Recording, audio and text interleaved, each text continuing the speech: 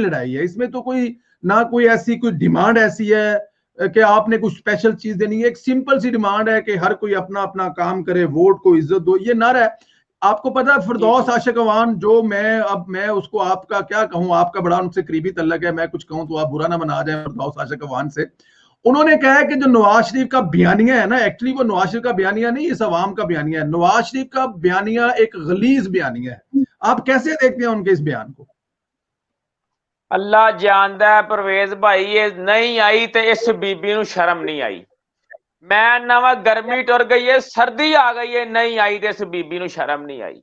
Corona दी vaccine आ गई है, नहीं आई तो इस बीबी ਨੂੰ शर्म नहीं आई। शर्म नहीं आई, इस बीबी ਨੂੰ बिल्कुल शर्म नहीं आई। केड़े मुंह ना केड़ी गल करदी है पई, और किस बयानिए ਨੂੰ गलीज कह रही है वोट को इज्जत दो।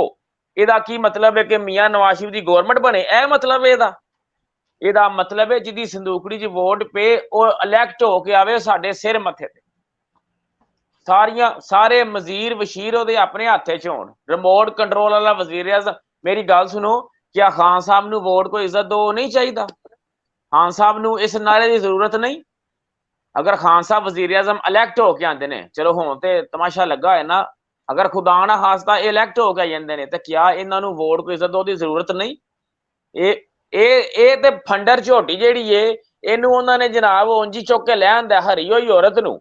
ਹੈ ਵੱਡੇ ਗੁਸ਼ਤ ਦੀ ਦੁਕਾਨ ਫਿਰਦੌਸ ਆਸ਼ਿਕ ਅਵਾਨ, ਇੱਕ ਬਦ ਜ਼ੁਬਾਨ ਫਿਰਦੌਸ ਆਸ਼ਿਕ ਅਵਾਨ ਨੂੰ ਚੁੱਕ ਕੇ ਉਂਝ ਹੀ ਲੈ ਆਂਦਾ, ਲੇਕਿਨ ਇਹਦੀ ਜ਼ਬਾਨ ਦੀ ਬਵਾਸੀਰ ਜਿਹੜੀ ਏ ਉਹ ਖਤਮ ਨਹੀਂ ਹੋਈ। ਉਹਨਾਂ ਚੁੱਕ ਕੇ ਇਹਨੂੰ ਘਰ ਭਾਇਆ, ਬੀਬੀ ਆਪਣੀ ਜ਼ਬਾਨ ਦੀ ਬਵਾਸੀਰ ਦਾ ਇਲਾਜ ਕਰਾ ਤੇ ਇਹਨੂੰ ਫੇਰ ਲੈ ਆਵਾਂਗੇ। ਉਹਨਾਂ ਕਿੰਨੇ ਮਹੀਨਿਆਂ ਬਾਅਦ ਇਹਨੂੰ ਫੇਰ ਲਿਆਂਦਾ, ਇਹਦੀ ਫੇਰ ਉਹੀ ਸੂਰਤ ਹਾਲ ਏ।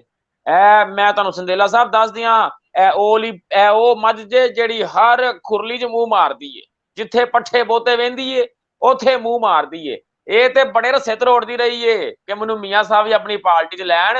ਉਹ ਤੇ ਮੇਰਾ ਮਤਲਬ ਹੋਰ ਬੜੇ ਸਾਡੇ ਕਾਇਦੀ ਨਹੀਂ ਮੰਨੇ। ਉਹਨਾਂ ਕਿਹਾ ਜਨਾਬ ਇਹ ਫੰਡਰ ਝੋਟੀ ਸਾਨੂੰ ਨਹੀਂ ਚਾਹੀਦੀ, ਗੰਦ ਪਾਉਣ ਵਾਲੀ ਮੱਝ ਸਾਨੂੰ नहीं चाहिए। इस तरह जान छुट्टी ਇਹਦੇ ਕੋਲੋਂ। इसमें कोई शक नहीं है। उसके बारे में जो अल्फाज मैंने आज बल्कि वो एक वीडियो भी की है, वो अमार मसूद साहब ने इसके बारे में जो कहा, इन्होंने जब कहना है कि बड़ा दुख और तकलीफ वाला वो लम्हा है जब फिरदौस आशिक अवान ने ये जुमला कहा है। और सबसे जो बड़ी तकलीफ वो ये है कि ये जो कहने वाले होते हैं ना इस तरह के बयानिए को गलीज, एक्चुअली वो खुद गलीज होते हैं, वो खुद गंद का ढेर होते हैं। अब आप खुद अंदाजा करें कि मतलब कितने पढ़े लिखे लोग जो हैं वो भी कितना इस लफ्ज को या इन चीजों को कर रहे हैं। लेकिन इसमें तो कोई शक नहीं है। अच्छा अब्दुलरहमान भाई, इंटरनेशनल जो मीडिया है ना, अगर आपने, मैं क्योंकि यहाँ वीडियो प्ले नहीं कर सकता, अल जजीरा की एक वीडियो है वो वायरल हुई भी है जिसमें वो बता रहे हैं कि अपोजिशन का जो बयानिया है, अवाम का जो बयानिया है, अवाम जो तंग है, वो रोटी से, बिजली से, महंगाई से तंग है, जॉबलेस है, इसलिए अवाम वहां पर निकली है। और लाहौर का शो, पावर शो, बड़ा स्ट्रॉन्ग पावर शो हुआ है।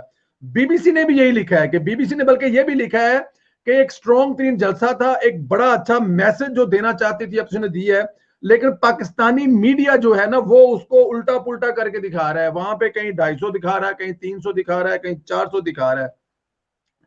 मैसेज जो जाना था, आप समझते हैं कि वो चला गया, इससे बेहतर मैसेज नहीं जा सकता था जलसे से?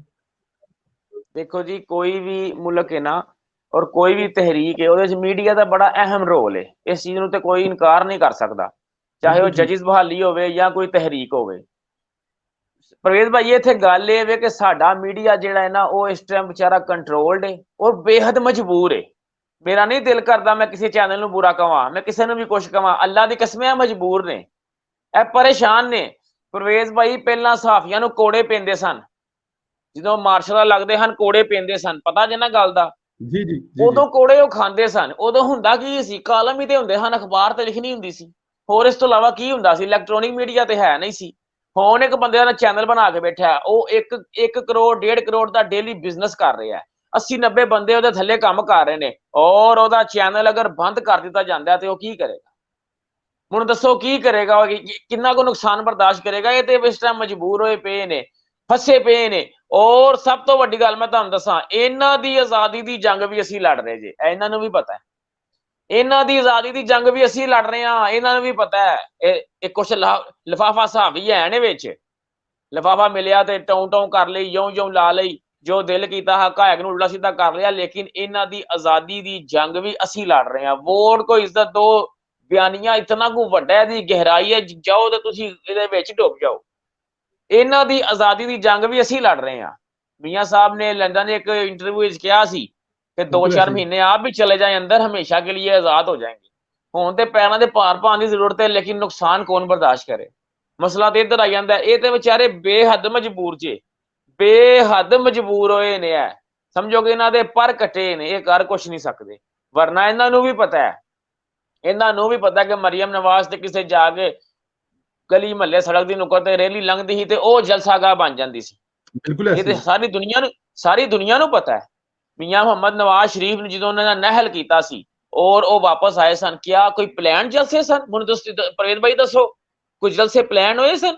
ਜਦੋਂ ਇਸਲਾਮਾਬਾਦ ਨਿਕਲੇ ਨੇ ਔਰ ਪਿੰਡੀ ਪਹੁੰਚੇ ਨੇ, ਔਰ ਪਿੰਡੀ ਦੀ ਆਵਾਮ ਨੇ ਹੀ ਉਹਨਾਂ ਨੂੰ ਅੱਗੇ ਨਹੀਂ ਆਉਣ ਦਿੱਤਾ। ਇਤਨਾ ਰਸ਼ ਔਰ ਇਤਨੀ ਹਲਕਤ ਸੀ।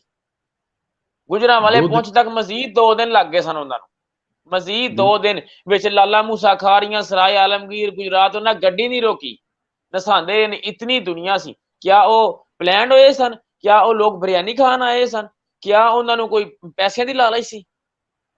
ਆਵਾਮ ਆਪਣੇ ਕਾਇਦ ਨੂੰ ਪਿਆਰ ਕਰਦੀ ਏ, ਜਿਹਨੂੰ ਵੋਟ ਦਿੰਦੀ ਏ ਉਹਨੂੰ ਪਿਆਰ ਵੀ ਕਰਦੀ ਏ। ਵੇਖੋ, ਅਗਰ ਸਾਨੂੰ ਕਿਸੇ ਦੇ ਇਤਮਾਦ ਹੈ, ਕਿਸੇ ਦੇ ਪਿਆਰ ਹੈ, ਤੇ ਫੇਰ ਹੀ ਅਸੀਂ ਉਹਨੂੰ ਵੋਟ ਦੇਣਾ। ਔਰ ਅੱਲਾ ਦੀ ਮਿਹਰਬਾਨੀ ਨਾਲ ਇਹ ਤੇ ਬਿਲਕੁਲ ਫਸੇ ਪਏ ਨੇ, ਇਹ ਮਜਬੂਰ ਨੇ।